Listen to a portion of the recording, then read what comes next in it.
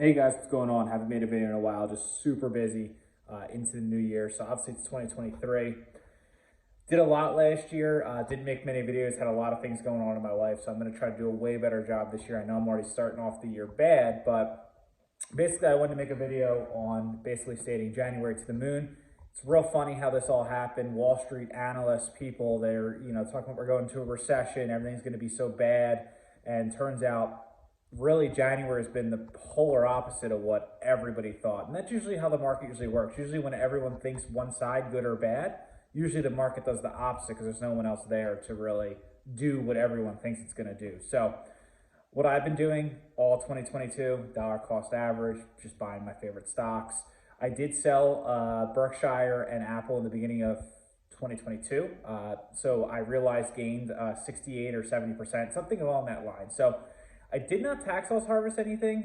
Some of my positions are down, anywhere from 20 to 80%.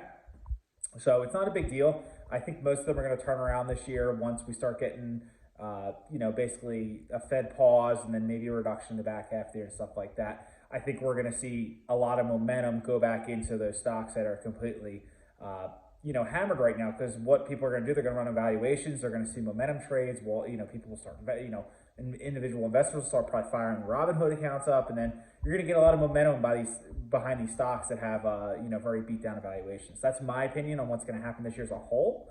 But this is what I'm really doing. This is what I'm really focusing at. So this is inverse to me. So I apologize if it's like hard for me to like point and read and stuff like that. But basically Fed rates, this is super important this year, in my opinion. This is going to be the focus all year: recession, unemployment, and where the Fed's going to stop hiking rates. Obviously, the higher the rates go, the higher, the more expensive it is to borrow in general. So that goes for mortgages, which housing market's going to have a disaster this year. I'm going to make a whole video on that sometime this week on just housing. So if you're interested in that video, just make sure you subscribe. Comment below if you're interested in that. So I'll give you my analysis on basically where I think the housing market's going this year, next year, and even into 2025. So about a 3-year vision in my eyes. So right now, the market has a 38% chance of the Fed pausing. Personally, I don't think that's going to happen. They would lose basically. Basically, they've been so firm on raising and getting over 5% as a top.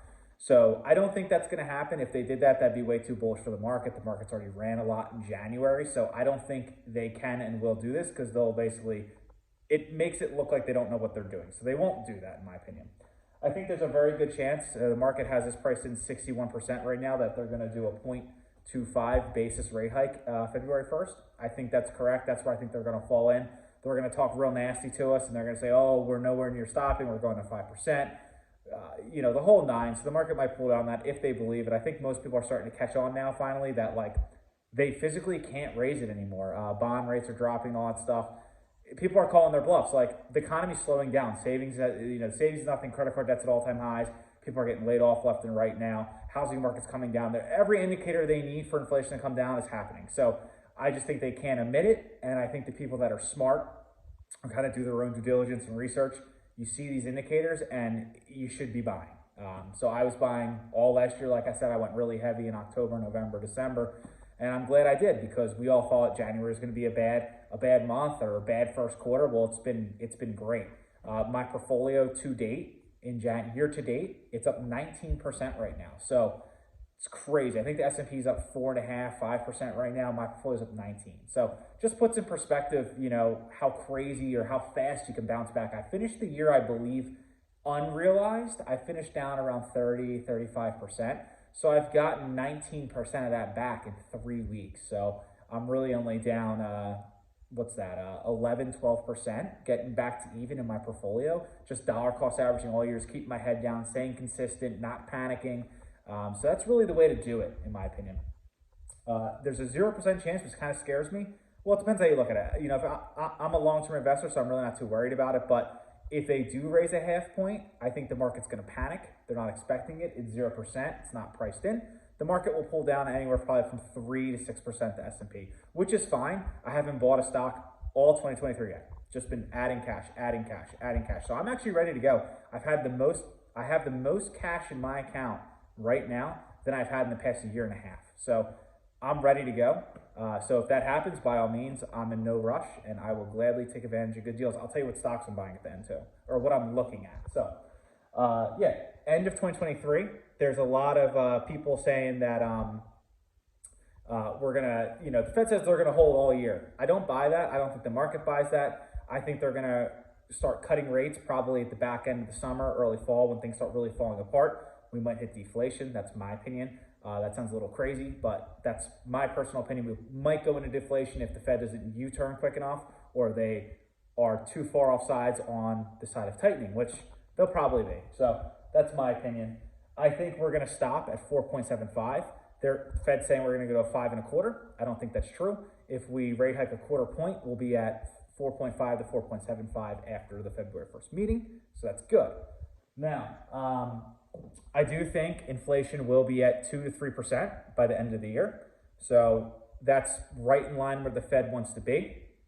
Obviously last summer we were at 9.1, so that's a tremendous, even in 6 months, we're at like 5.7 right now. And I think it's trending down quick, a lot quicker than what the Fed thinks. Because if you remember, every single time the CPI comes out, they revise down, revise down, revise down. So that means it's falling a lot quicker than even, analysts think. So they're even getting it wrong to the good side. So that's great. So I think it'll be 2 to 3% by the end of the year, and then they're going to kind of start quantitative easing, which is going to that's very good for the market. So stocks to watch.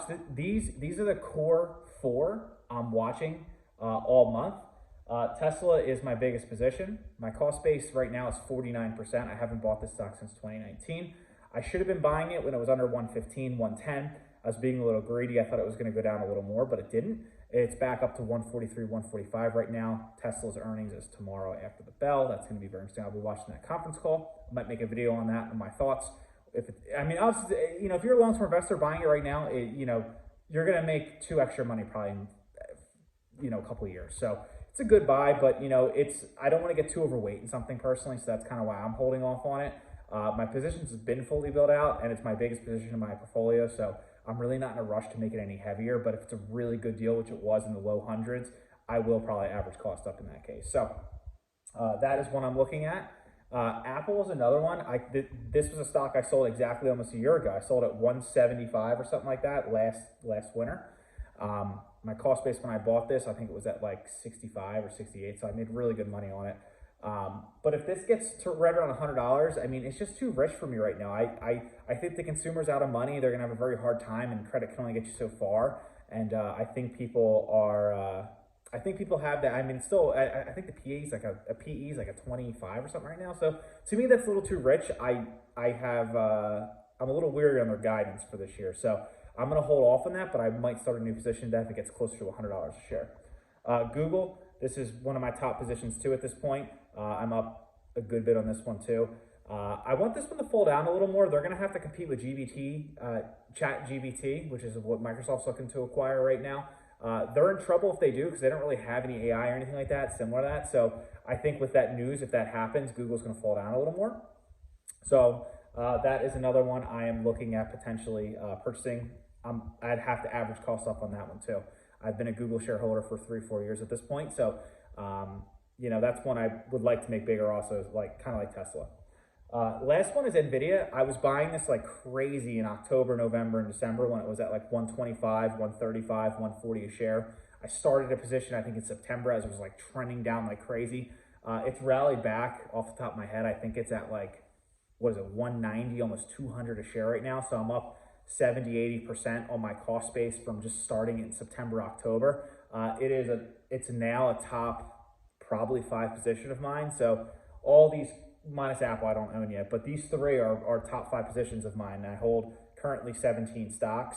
I am going to exit a couple positions, I think soon, just based on current macro where I think it's going to go. They're both profitable, so I'll realize gains already for this year. And so that's kind of my plan. I'll try to make videos more consistently.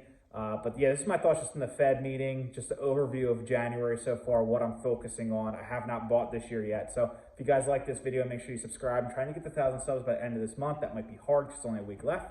But if you guys haven't subscribed, hit that button down there. Much appreciated. Peace.